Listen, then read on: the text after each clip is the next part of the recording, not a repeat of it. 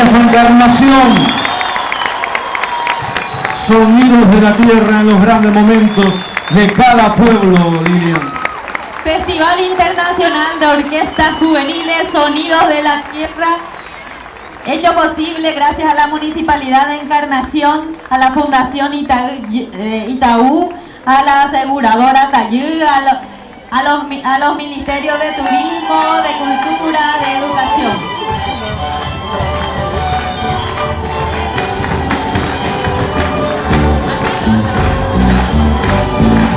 Mientras suena de felicidades, agradecer a los bomberos voluntarios azules, la Cruz Roja Paraguaya, filial Encarnación, Hospital Pediátrico de Encarnación, Hospital Regional de Itapúa, la Policía Nacional, la Policía Municipal de Tránsito y la Secretaría Nacional de Turismo, que nos estuvo apoyando durante todos estos 3 días. Nos sentimos sumamente mimados y mimadas por los encarnacenos y encarnacenas. ¡Agüi de Encarnación! Muchas gracias.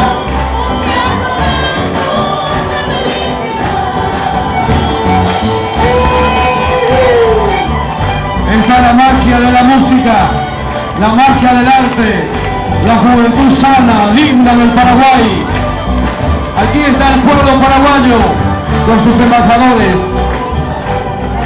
Es importante mencionar que los globos aerostáticos artesanales fueron elaborados por el Conservatorio Futibú de la ciudad de San Lorenzo, que está aquí presente.